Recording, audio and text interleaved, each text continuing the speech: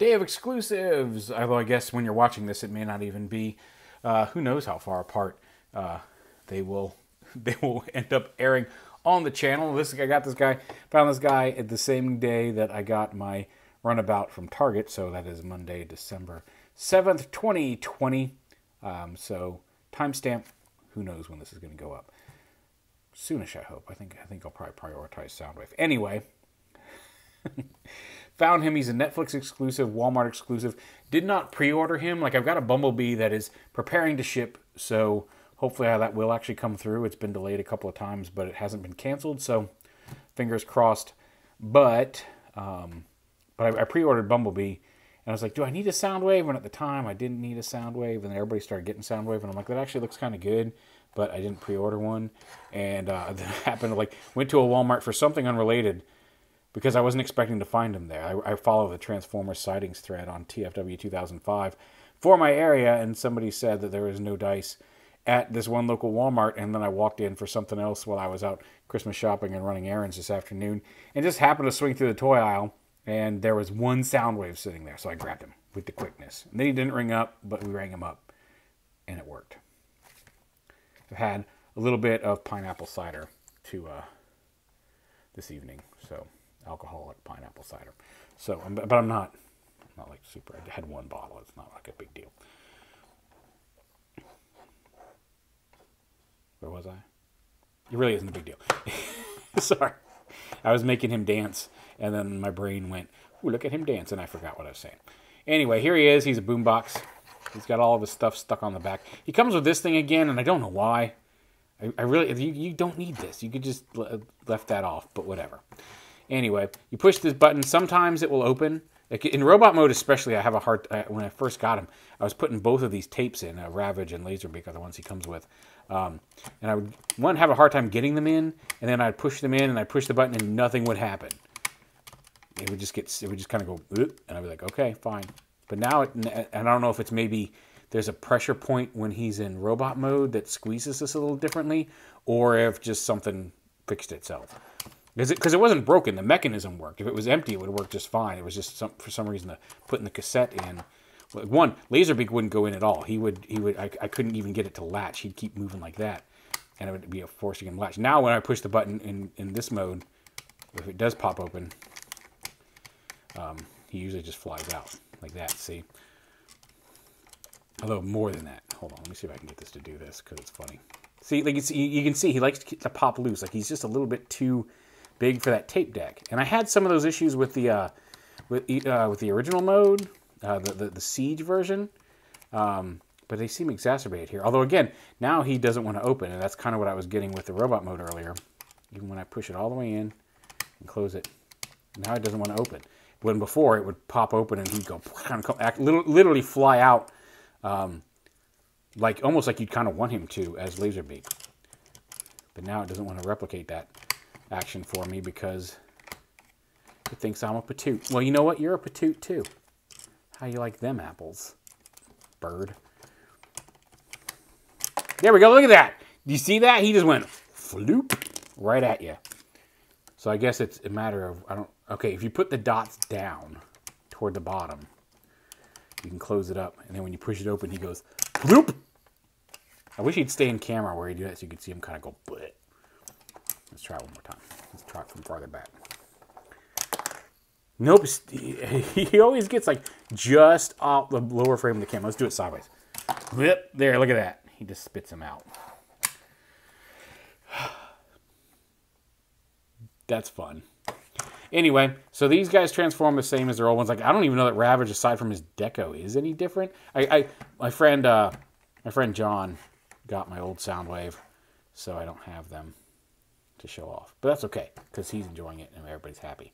But yeah, so like they're the same. They got different decos. Obviously, Laserbeak has more of his tapey deco, and he has his new head.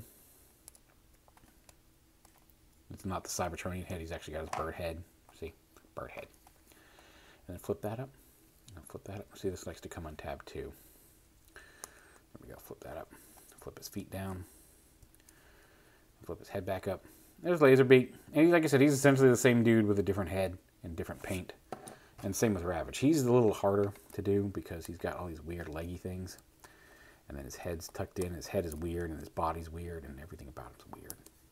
You open up these, and you flip this whole assembly back, and you keep rotating, keep his feet in, so you can rotate his legs down like that, and they don't rotate down as far as you'd like. His little missile launchers point kind of straight up in the air when he's in alt mode. See, they kind of whack, but whatever.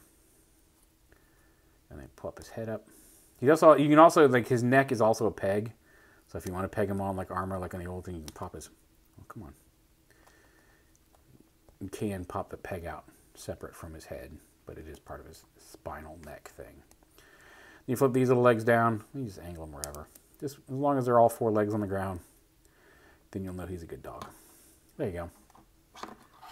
And there's those guys. I don't have anything kinder to say about him this time than I did the first time.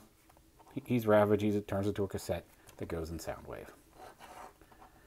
So we'll leave those off to the side here, and we'll transform him. Again, this is probably going in a parts bag or something, because I don't really know that you need it. It was extraneous on the original, and it's extraneous here too. When you unplug his batteries from back here.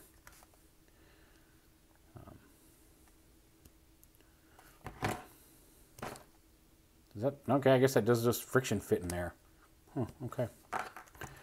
Unplug this and expand that. So he's got a little gun.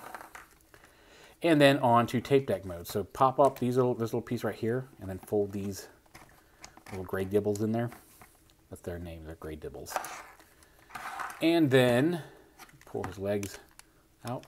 I mean, if you transform to Soundwave, a tape deck Soundwave ever, you kind of know what's going on here. Bring his legs down, up that way, and that way. And then you got to open up this panel and lift this up and fold his foot down, and you fold this panel in, and you close that back up. And that's his leg. And then you do it over here again. Doop, doop, doop.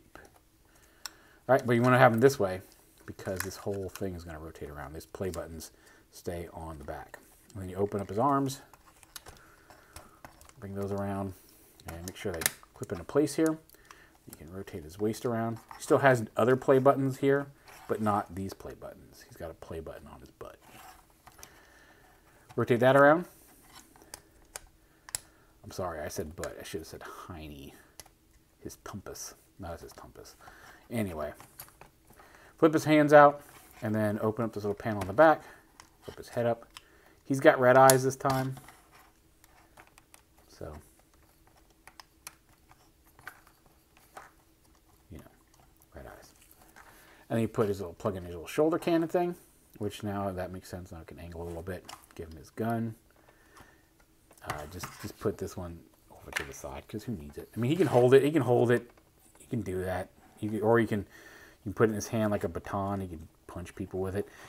This is how he tests blades on Forged in Fire. If you ever watch that, every now and then to test the strength of a blade, they'll just put it on something stupid like a engine block, and then they'll take a big baton and they'll just smack the crap out of it to make sure the edge holds up. I've been watching a lot of that lately. I've actually been learning a few things from that I've been working into the forge out in the backyard. He does have the button finger, so he can reach up and reach out and touch someone, which was AT&T? I don't remember. So you can kind of get his arm in a position to push his shoulder button, which is cool. He also still has the landing gear from his spaceship mode, because they just did not even bother. I mean, I guess you can turn those into, like, you can pretend those are like arm-mounted blasters, but it's the landing gear from the spaceship mode, because they just didn't even bother. That said, the fact that, I mean, there's obviously some differences, lots of remolded parts, but the fact that it shares so much with that weird spaceship mold he had in Siege, and yet it's still Soundwave, is pretty cool. There he is with his buddies. He's still got the same little dibblies on his arm.